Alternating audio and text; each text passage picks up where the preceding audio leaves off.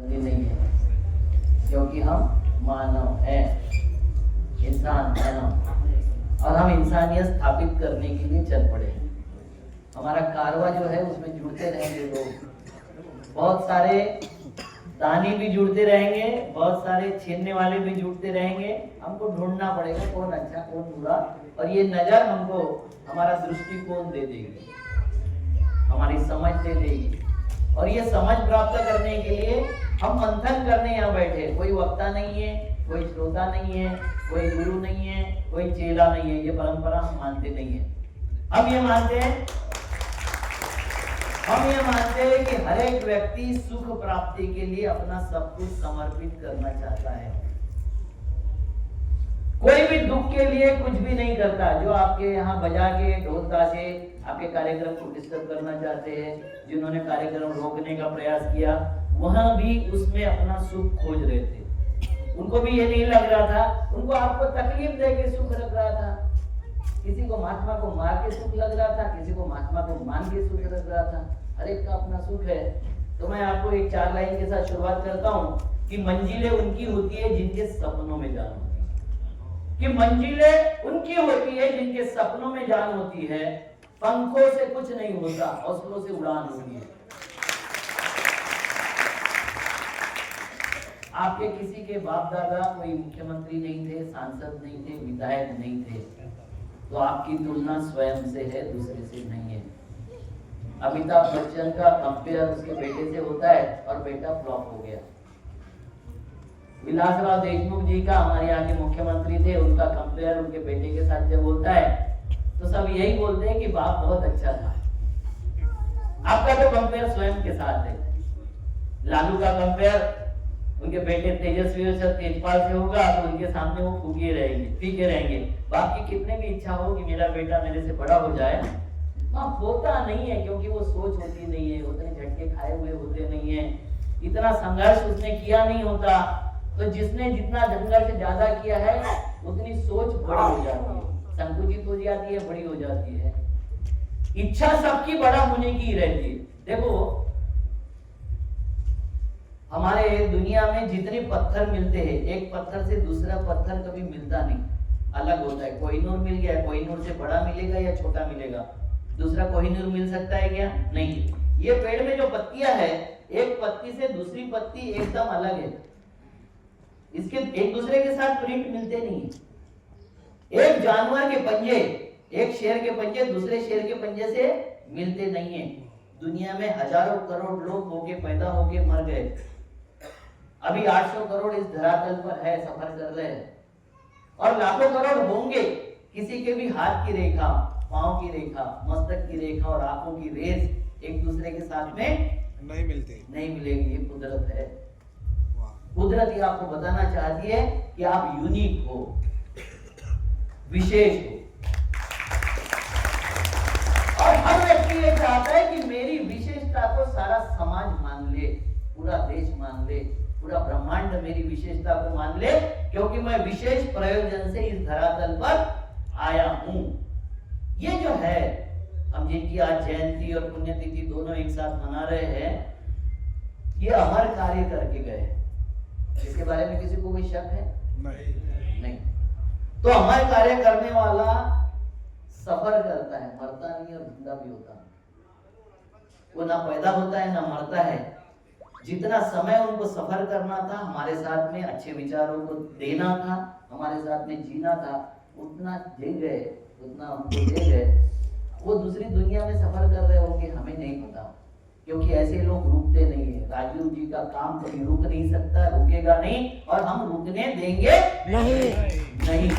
तो ऐसे अमर आदमी के हम विचारों के वारिस हैं। किस बात के वारिस हैं? डीएनए के वारिस नहीं है। डीएनए के लोग प्रॉपर्टी के लिए लड़ाई करते हैं, किताबों के लिए लड़ाई करते हैं, उनके फोटो के लिए, उनके दस्तखत के लिए लड़ाई करते हैं। हम लड़ाई करेंगे तो विचारों की लड़ाई करेंगे। और अटल बिहारी वाजपेयी जी ने बोल के गया था, पंडित अटल बिहारी वाजपेयी की विचारों की लड़ाई विचारों के साथ नहीं होनी चाहिए, हथियारों के साथ में विचारों की लड़ाई नहीं हो सकती। जो हथियार उठाते हैं वो तो ना राजीव जी को समझते हैं, ना गांधी को समझते हैं, ना विनोबा जी को समझते, ना किस विचारों की ताकत समझते। मैं एक बात आपसे पूछना चाहता हूं कि हमारे देश में सबसे बड़ा राजा कौन था अभी तक पूरे इतिहास में? अशोक और विक्रमादित्य। और हमारा देश सबसे बड़ा राजा राम को मानता है, अशोक को मानता है। विक्रमादित्य सबसे बड़े राजा थे, क्योंकि ये देश त्याग की पूजा करता है, भोग की नहीं। ये देश त्यागियों का देश है। जिसने भी कुछ त्यागा होगा, हमको अगर लगा कि ये त्यागता है, जैन साधु जब ये लेते दीक्षा लेते हैं तो करोड़ों रुपए वो ऐसे उछाल देते हैं सबके ऊपर, हम उसको बोलते हैं बहुत बड़े त्यागी है, क्योंकि ये देश त्यागियों की बात। गांधी को हमने क्यों माना? बड़ा त्याग किया, उस वक्त का उनका सबसे बड़ा त्याग था। नेहरू को हमने क्यों माना? बड़ा त्याग था। राजीव जी को क्यों मानते हम? कि वो अगर ये लेक्चर देने के लाखों रुपए लेते तो बड़ी बड़ी कंपनियां उस जमाने में भी उनको लाखों रुपए देती कि नहीं देती? देती। उन्होंने लाखों रुपए ठुकरा के सामान्य जन के साथ, सामान्य लोगों के साथ में जब अपना संवाद स्थापित किया, किस बात के लिए किया? ये देश में सुधार के लिए किया, ये देश शोषण मुक्त हो जाए इसलिए किया, ये देश लुटेरों से मुक्त हो जाए इसलिए किया, ये देश में कुछ अच्छा हो जाए, आने वाली जनरेशन के लिए अच्छा हो जाए। क्या आपको पता है कि दिल्ली के पानी में और बिहार के पानी में 75% यूरेनियम मिल गया है। माँ के दूध में यूरेनियम आ रहा है। कोई माँ चाहती है कि अपने बेटे को कैंसर दे दे? चाहेगी कोई? दुनिया की ऐसी माँ है कि उसको लगता होगा कि मेरे बेटे को कैंसर हो जाए? अगर उसके दूध में ही कैंसर आ रहा है, माँ के दूध में, इसका विरोध तो किया था ना? राजीव जी ने इसका विरोध किया था, दीक्षित जी ने किया था कि नहीं किया था? हमने क्या किया? उसको आगे बढ़ाने के लिए हमने क्या किया? तो ये देश गजब का देश है। सब लोग चाहते, अपेक्षा रखते हैं कि कुछ अच्छा हो जाए, मगर कोई मसीहा ढूंढते रहते, स्वयं मसीहा नहीं बनता। कोई भगत सिंह बनने को तैयार नहीं है, कोई चंद्रशेखर आजाद बनने को तैयार नहीं, कोई राजीव दीक्षित बनने को तैयार नहीं, कोई देवेंद्र बल्हारा बनने को तैयार नहीं है, क्योंकि उसमें कुर्बानी देनी पड़ती है। हमें सब आसानी से जो मिल सकता है ना, वो चाहिए। और फिर जो दे रहा है उसके सामने सवाल भी खड़े करने, तुमने क्या किया? हमने कुछ नहीं किया, हम प्रयास कर रहे, हम वो प्रयास कर रहे। और ये देश बहुत दुर्भाग्यशाली है कि इस देश में जब कोई मर जाता है, बुद्ध को 400 साल बाद हमको समझ में आया, बुद्ध जो दुनिया को पहले समझ में आ गया था, हमको 400 साल लगे बुद्ध को समझने में। राजीव दीक्षित को भी समझने में आपको कितने साल लगे मुझे पता नहीं है, आज नाम लेते हो। भगत सिंह को समझने में कितने साल लगे मुझे नहीं पता। हम जिंदे आदमी को जब तक समझना शुरू नहीं करेंगे, और जितने आदमी को समझते हैं तो जिसका प्रोपेगेंडा बहुत होता है, जो बताता है कि बचपने में मैं मगरमच्छ पकड़ के ले आता था, मैं रेल पे चाय बेचता था। जब रेलवे स्टेशन बना 34 साल के थे मोदी जी। अब बचपने में रेलवे स्टेशन नहीं था तो पटरियों को चाय पिलाते थे क्या? गजब गजब की कथा है, गजब गजब की बात हमारे सामने फ्लोट कर देता है कोई भी आदमी उठ के, और हम उसको मान लेते हैं। और जो सच्चाई रहती है, जो प्रचार नहीं करता है खुद का, उसको हम मानते नहीं। ये दुर्भाग्य, इस देश का दुर्भाग्य है। इस दुर्भाग्य को बदलने का काम हम राजीव जी के जयंती और पुण्यतिथि के दिन हमको ये प्रण लेना पड़ेगा कि अब ये देश को बदलेंगे, निजाम बदलेंगे, आदमी को जिंदा रहते हुए समझने का प्रयास करेंगे कि वो 10 गुना बड़ा हो जाए। करना चाहिए कि नहीं करना चाहिए? हमको जिंदे आदमी को समझना पड़ेगा। मरने के बाद तो कोई भी समझ जाता है, मरने के बाद फिर उसका क्या बोलते हैं हमारे यहाँ, मरना की जो वैर होता है वो समाप्त हो जाता है। जब वैर का हमारा चश्मा उतर जाता है, हमारे कान में से वैर निकल जाता है, तो फिर उसकी सही वाणी हमको सुनाई देती है, सही बात सुनाई देती है। वो जिंदेपन में सुनाई देनी चाहिए कि नहीं देनी चाहिए? देनी चाहिए। मतलब महिलाओं के वोट डालते हुए हम रिकॉर्डिंग करेंगे और आपको देते वक्त पूछेंगे देना चाहिए कि नहीं देना चाहिए। तो रिकॉर्डिंग क्यों किया था? भले मानुस। कल सुप्रीम कोर्ट में धारा 324 और 327 पे जजमेंट यानी डिस्कशन हुआ।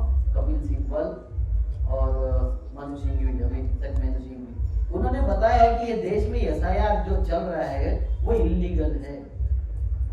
कोई भी चुनाव आयोग इस तरीके से रेफरेंडम नहीं ले सकता। हमारी संविधान की ये धाराएं है। इस धारा के अनुसार ये रेफरेंडम, अभी मैं थोड़ा लेट इसीलिए हुआ कि इंटरव्यू दे रहा था, उसके बारे में कल पढ़ा मैंने पूरा, रात में भी यहाँ से गया तो उसके बाद में वो पढ़ा पूरा, कि कोई भी चुनाव आयोग इस तरीके से रेफरेंडम लेने का अधिकार ही नहीं रखता। जो आदमी जो चीज लेने का अधिकार नहीं रखता और वो कर रहा है, वो लीगल है कि इलीगल है? और इलीगल के पीछे हम सर नीचे करके जा रहे हैं, तो क्या हम राजीव जी को मान रहे हैं? क्या हम ये बोल सकते हैं कि हम राजीव जी को फॉलो कर रहे हैं? हम ये मान सकते हैं कि राजीव जी को मानने वाले हम लोग हैं? सत्ता से के टकराने का नाम था राजीव दीक्षित। हम क्या कर रहे हैं? हम किसी का अनुयायी बनने का काम कर रहे हैं। ये विश्व गुरु का देश है। मैं अलग डायरेक्शन में बोल रहा हूँ, मजाक के तौर पे कटाक्ष नहीं कर रहा हूँ। ये विश्व गुरु का देश है। यहाँ से हमने ये मंत्र दिया है दुनिया को, अहम ब्रह्मास्मि, मैं भगवान हूँ। मैं भगवान बन सकता हूँ, मैं बुद्ध बन सकता हूँ, मैं महावीर बन सकता हूँ, मैं राम बन सकता हूँ, मैं कृष्ण बन सकता हूँ।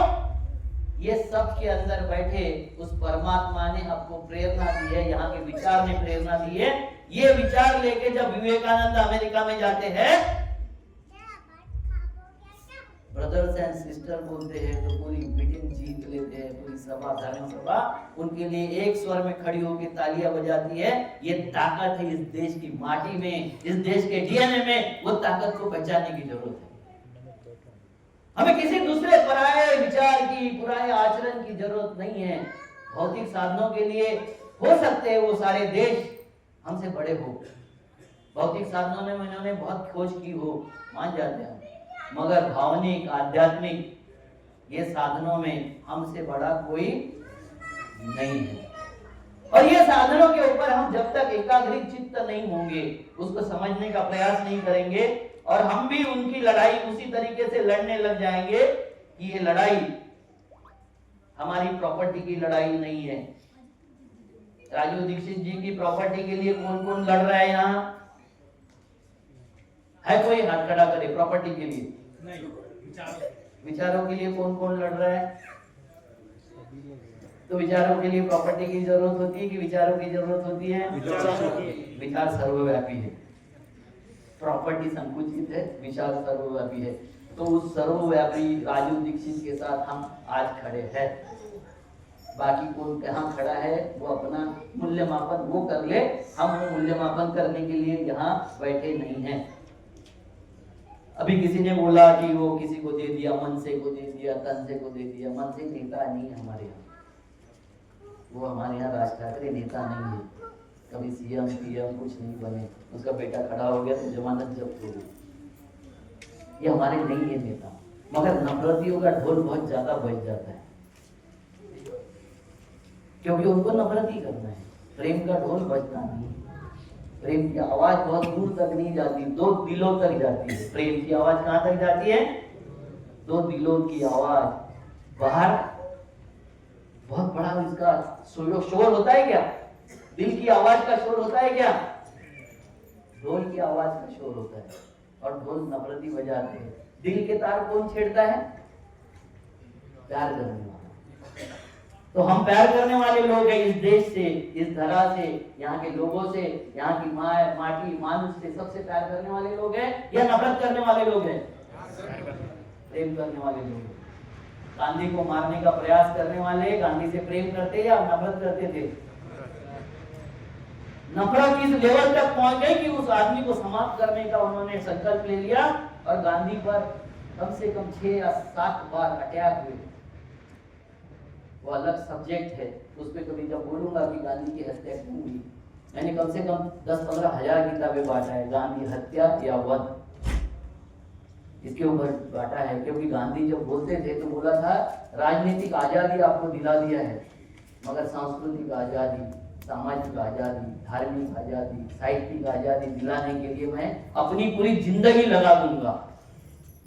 वो है गांधी। नौखाली में जब बैठे तो यहाँ के वाइसराय ने बोला वो वन मैन आर्मी है, वहां बैठ गया तो शांत करके ही मानेगा। उसके उपोषण में ये ताकत थी कि मुसलमान हो या हिंदू सबने शस्त्र नीचे डाल दिया। ये AK-47 में घूमने वाले नम्रती बयान देने वाले गांधी को क्या समझेंगे यार? गांधी को तो हम समझेंगे, क्यों? क्योंकि हम राजीव दीक्षित को मानते हैं और राजीव दीक्षित ने भी अपना शरीर उसी आश्रम में रखा जहां गांधी जी बैठा करते थे। हमारा कितना कनेक्टिविटी है गांधी के साथ, ये समझ लो। गांधी से नफरत राजीव दीक्षित सिखा सकते हैं कभी? किसके शरण में गए थे राजीव दीक्षित जी? गांधी। और उनको वहां समाधि नहीं दिया, बाहर समाधि करना पड़ा। ये किन्होंने किया? जो गांधी के और उनके नफरती थे उन्होंने किया। क्या हम नफरतियों के साथ में खड़े हो जाए? नहीं हो। यहां तक मुझे लगता है कि बात ये हमको समझ में आ गई बात। अब हम क्या करना चाहते हैं? राजनीति, किसी भी राजनीति को सीख कर हम गांव में मूवमेंट चलाना चाहते हैं। यही है ना हमारी समस्या? क्या है? गांव में काम कैसे करें? यही सबसे बड़ा सवाल है ना हमारे पास में। लोगों से कैसे कनेक्ट हो? मैंने कल आपको उदाहरण बताया था कि एक केला उठाने के लिए 3 लोग लगते हैं, एक बूढ़े को रास्ता क्रॉस कराने के लिए 4 लोग लगते हैं। ये समस्या है हमारी। ऐसे समाज सेवक हैं हम? ऐसे समाज को बदलेंगे हम? नहीं। मैं आपको बताया कल कि मेरा बाप मुझे पैसे देता था जेल में जाने के लिए, भाषण देने के लिए, विरोध करने के लिए। उस विरोध के दरमियान मैं मेरे 50-60 साथियों के साथ में भोपाल जेल में कैद हो गया था 3 दिन के लिए। हमने बेल नहीं लिया, पैरोल नहीं दिया, तो उन्होंने कस्टडी में रखा हमको। जब कैद हुआ तो 550 से 600 किसान मेरे साथ में थे। उन्होंने 550 की लिस्ट मेरे पास थमा दिए और शाम होते होते वो बोले कि आप चले जाओ। हमने बोला हाँ ठीक है, मेरे 550 साथी गिनाओ। अब उसमें से तो 50-60 छोड़ के बाकी सब निकल लिए थे, क्योंकि स्टूडियो में रखा था। उन्होंने ऑर्डर करके रखा था, कोई बाथरूम के बहाने, कोई किसी बहाने बाहर चला गया।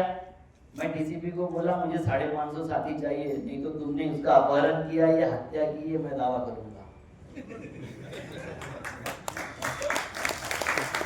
उसके तो हाथ पांव खुल गए, वो डीसीपी के हाथ पांव खुल गए कि हम क्या बोले, अब इनको क्या जवाब दे। बोले साहब मेरे कोई दोष नहीं है, मैंने कुछ गलत नहीं किया, आप क्या चाहते हो? मध्य प्रदेश ऐसा राज्य है कि जहां आप अगर जेल में चले गए, आपको अगर अरेस्ट हो गया तो घर जाने के लिए रेलवे का मुफ्त टिकट वो ये लिख के देते हैं कि ये जेल में था, इसके पास पैसे नहीं है तो इसको इस स्टेशन तक जाने की अनुमति है। चाहे आप बस में चले जाओ, चाहे रेल में चले जाओ, अगर मध्य प्रदेश के कैदी हो तो आपको वो मिलता है। जैसे ही वो अरेस्ट करते, खाने पीने की सारी व्यवस्था आपकी कर देते। अच्छा है, मध्य प्रदेश शासन का जो कानून है बहुत अच्छा है, हमारे जैसे के लिए अच्छा है। क्योंकि वो मैं जनता दल का राष्ट्रीय यूथ अध्यक्ष था उस वक्त।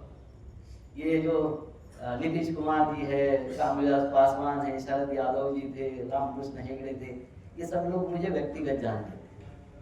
क्योंकि आपको पहले ही बताया था मैं पागल खानदान का वारिस हूं, तो ये जानते थे। तो उस दरमियान क्या हुआ कि मैंने बोला कि ठीक है, हमें कोई 50 लोग हम जाना नहीं चाहते, 2-3 दिन रहना चाहते, मेहमान बन के। सब आप जैसा बोलो। एक जगह ले गए, वो एक स्कूल जैसा था, वहां गेस्ट हाउस वाले 2-4 कमरे भी थे, वहां ले गए। और वहां ले जाके उन्होंने बोला कि ठीक है सर यहाँ रहिए, आपको लगता है। तो मैं बोला हमें एक ब्लैक बोर्ड चाहिए, कुछ कलम चाहिए, ब्लैक बोर्ड चाहिए, और खाने पीने की व्यवस्था तो आप करोगे, मेहमान है हम आपके। बोले हाँ ठीक है। वो ब्लैक बोर्ड और रोले के किसान साथी ज्यादातर थे यहाँ, कल सबने हाथ खड़े किए थे कि हम किसान हैं। मैंने एक सवाल उनसे पूछा था कि बताइए किसानों की समस्या कितनी है, गिनते हम। उन्होंने बोला हजारों समस्या है। मैं बोला नहीं, अभी ब्लैक बोर्ड पे लिखते हम। आपको क्या लगता है किसानों की कितनी समस्या है?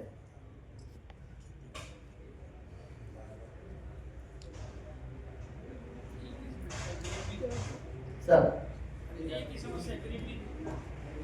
गरीबी ये समस्या नहीं है। हमें अमीरी गरीबी पर भी बात करेंगे, गरीबी ये समस्या नहीं है। दो समस्या है, एक तो भाव वाला मिलना, अरे जो रुपया ना उस रुपये को सही ना देना। समझ गए? आप क्या बोल रहे हैं? एक तो जो मतलब भाव को सही ना मिल रहा, भाव सही नहीं मिलता इसके पे वो तो दाम एमएसपी की समस्या, वो नहीं तो रुपया ना वो रुपया ही उनको फ्रॉड दे रहा। हाँ, रुपए की समस्या है, रुपए का वैल्यूएशन सही नहीं होता, ये समस्या है। मैंने जब ब्लैक बोर्ड पे लिखना शुरू कर दिया तो सबने ऐसे ही एक एक उठ के खड़ा हो गया, एक एक बात करने लग गया, क्योंकि सब आंदोलक थे तो उन्होंने लिखना शुरू कर दिया। कुल 42 समस्याएं हम लिख सके, 50-60 लोग थे, 42 समस्याएं हमने लिख मारा। बैंक की, पुलिस की, फलानी ढिकानी, ये सारी समस्या हमने 42 समस्याएं लिखी। मैं बोला अब ये दूसरा ब्लैक बोर्ड है, इस ब्लैक बोर्ड पे हम लिखते हैं वो समस्या कि जो पैसे के अभाव में छूट नहीं सकती, अगर पैसा नहीं है उसमें डालोगे तो छूटेगी नहीं। और दूसरी समस्या हम ये करते हैं कि जो संगठन है, आपकी समूह शक्ति है, आप इकट्ठा होकर अगर बात करते हो, जैसे अविनाश काकड़े को जेल में पुलिस ले गई, पुलिस थाने में ले गई, एक काकड़े गया, दूसरा गया, तीसरा गया, 5 काकड़े ही गए, फिर 2 लोग और गए कि हमारे दामाद है या हम उनके दामाद है, वो चले गए, तो पुलिस वाले पैसा मांगेंगे कि नहीं? अगर मेरे टाइटल के छोड़ के दूसरे जातियों के और दूसरे धर्म के 5 लोग पहुंच जाए, पुलिस वाले क्या बोलेंगे? ये बला जल्दी छोड़, मिलना मिलना कुछ नहीं, बेकार का बवाल हो जाएगा, यही बोलेगा ना पुलिस वाला। क्या बोलेगा? इसलिए जरूरत है जनता सरकार मोर्चा, सरकार मोर्चा। आप जब समस्या में गिर जाओ, आपके ऊपर शासन प्रशासन अतिरेक करने लग जाए, आपके संवैधानिक अधिकारों को मानने से मना कर दे, उस वक्त एक बलिहारा, एक काकड़े, एक और कोई, एक और कोई, एक और कोई अगर पहुंच जाएंगे तो पुलिस वाला आपको रोक के रख सकता है? नहीं। इतना सारा इन्होंने किया, आपने बताया यहाँ से लेके राष्ट्रपति तक और प्रधानमंत्री तक लिख मारा, सब कुछ किया, क्या आपकी मीटिंग रोक सके? क्यों? क्योंकि सारे बलारा, ये बलारा बलारा बलारा नहीं थे, अलग अलग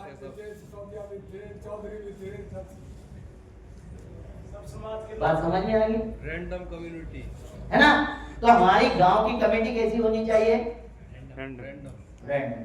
सबसे पहले हम कोई जाति को नहीं मानते, कोई धर्म को नहीं, कोई भाषा को नहीं, कोई विवाद को नहीं, कोई सामाजिक स्तर को हम नहीं मानेंगे, सबको इंसान मानेंगे। तो हमारी कमेटी कैसी हो? तो जब कमेटी सर्वसमावेशक होगी तो समस्याएं जो हमारे सामने आएगी वो एक कम्युनिटी की आएगी कि सबकी आएगी? तो समस्या समझोगे कैसे?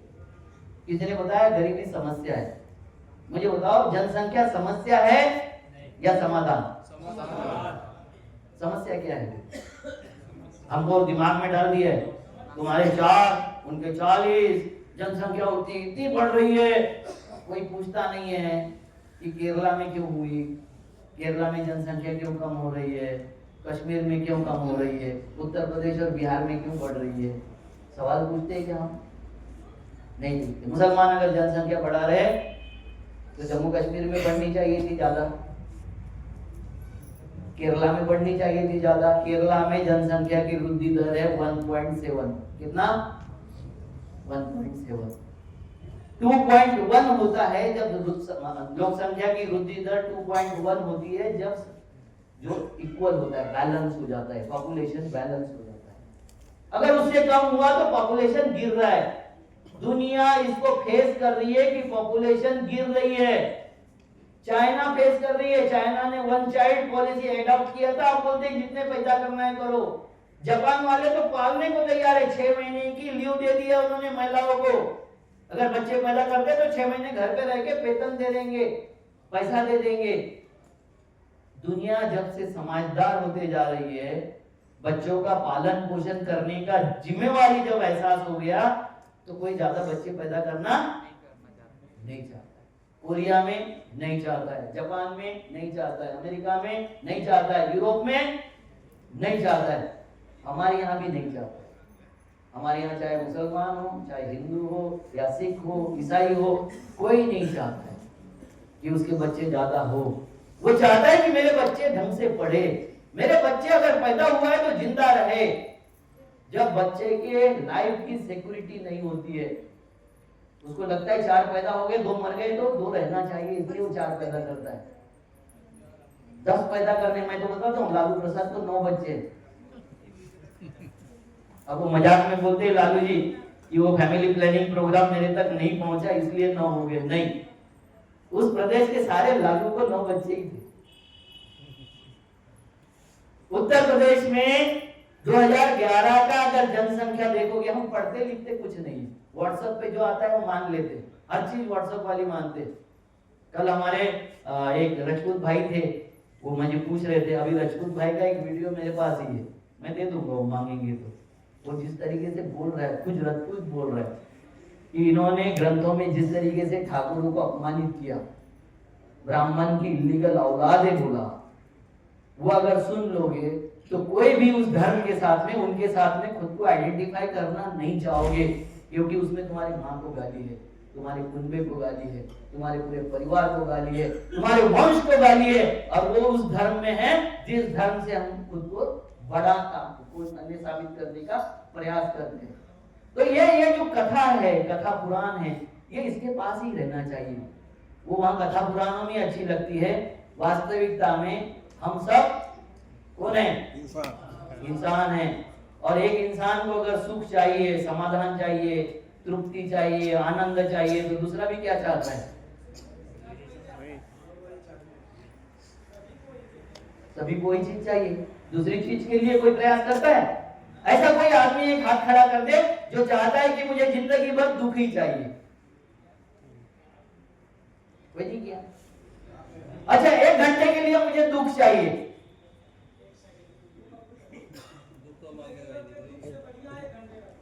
कर दे ऊपर। हाँ, अगर दुख चाहिए, ये आपने कभी जाके भगवान से मांगा कि मुझे दुख दे दे यार, दुख दे दे, दुख दे दे, जैसा वो बोलता है ड्रग दे दे, ड्रग दे दे। वैसा किसने दुख मांगा है भगवान से? आपने मांगा है? आपको प्रणाम, बारंबार प्रणाम, आप दुखी प्राणी हो। कोई भी सुखी प्राणी दुख मांगने नहीं जाता, ना दुख उसको सहन होता है, ना उसका दिमाग उसको परमिट करता है, ना उसका परिवार परमिट करता है, ना वो खुद परमिट करता है। आप दिखाने के लिए कि मैं अभी पहले ही बताया था कि हर एक आदमी यूनिक है, मैं उसको यूनिकता मानता हूं, और उस यूनिकता में कोई कि मैं भी हूं यहाँ, मुझे कोई नहीं पूछ रहा, उसको दिखाने के लिए कोई हाथ खड़ा करता होगा तो आपको बारंबार प्रणाम, मुझे कोई आपत्ति नहीं। मगर कोई भी आदमी दुख नहीं चाहता, एक भी आदमी, है ना? मैं मान लिया आप यूनिक हो, मैं मान लिया आप विशेष हो। वो ऐसे ही विशेष हो आप कि हम 4 लोग चर्चा कर रहे हैं कहीं बैठ के, मेरे परिवार का एक बच्चा आता है और मुझे आवाज देता है, बाबा बाबा। मेरा ध्यान नहीं है क्योंकि 4 लोगों के साथ में मैं चर्चा कर रहा हूं।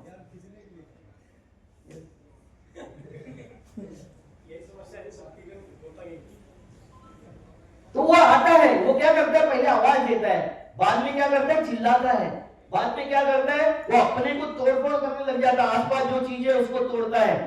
वो भी तब भी नहीं सुना तो वो खुद को डैमेज करने का प्रयास करता है, खुद का सर फोड़ लेता है। वो बताना यही चाहता है कि मैं भी हूं, मेरी तरफ देख, तुझे सबके लिए बोल रहा, वो मेरे लिए है, ये मान मत। मगर ये सर्वमान्य नहीं है, सर्वमान्य ऐसी चीज होती नहीं। ठीक है, तो ये बात को हमको समझना पड़ेगा कि हम राजा उसको मानते हैं सबसे बड़ा राम को, क्योंकि राम ने त्याग किया, ये हमारे दिमाग में बैठा दिया कि राम ने त्याग किया था, वनवास किया था। कैसे वनवास किया था? रावण को मतलब गलत दिया गया, रावण का चरित्र आज की टाइम में भी नहीं। रावण ने दूसरे की स्त्री लेकर एक बिना उसकी परमिशन के उंगली तक नहीं लगाई। ठीक, इसके बारे में हम जब चर्चा करेंगे राम की, क्योंकि राम का बहुत विरोधी रहा हूं, अब राम को विरोध नहीं करता हूं। उनको श्राप था सर। ठीक है, उसके बारे में बहुत सारी कथाएं हैं। देखो, राम मेरे बाप को, मेरे माँ को अच्छा इसलिए लगता है कि उसमें एक दूसरे के लिए त्याग दिखाया गया है। राजा कैसे आदर्श होना चाहिए, तो एक व्यक्ति ने भी उसके परिवार पे, उसके चरित्र पर अगर लांछन लगाया तो परिवार के सारे सुख त्याग सकता है। उसी वक्त मेरा दूसरा भी एक सवाल रहता है हर वक्त कि राम के और सीता के 36 गुण मिलते थे ना, उसको पति सुख मिला, पत्नी सुख मिला, बच्चे का सुख मिला, राज्य का सुख मिला, तो वो पंडित ने जिसने 36 गुण मिलाया तो उसको ढूंढना चाहिए कि नहीं? अब ये बोला तो कोई बोलता है मैं ब्राह्मण विरोधी, नहीं, मैं किसी का विरोधी नहीं, मैं इंसानियत को चाहता हूँ, इंसानियत से प्यार करता हूँ, मैं किसी जाति धर्म का विरोधी नहीं हूँ। मुझे मेरी जो शिक्षा है, मेरे परिवार ने जो मुझे शिक्षा दी, मेरे परिवार में आप देखोगे कि सबकी एंट्री किचन तक है। मेरी दादी मुझे समझाती थी कि बेटा हमारे यहाँ भेदभाव नहीं होता था रे, 200-250 मजदूर होते थे हमारे खेत में काम करने के लिए, और सबका दोपहर का खाना घर में होता था। घर से जाता था टिफिन, तो वही लड़की महिलाएं आती थी, घर में खाना पकाना बनाती थी और जाके सब लोग खाते थे। हर एक आदमी अपने रिस्पेक्ट से बैठता था और खाना खाता था। ये हमारे परिवार का रिवाज था। हमारे यहाँ से संदल भी उठता था, पंजाबी उठता था, मलिदा भी बनता था, राम जन्म भी होता था।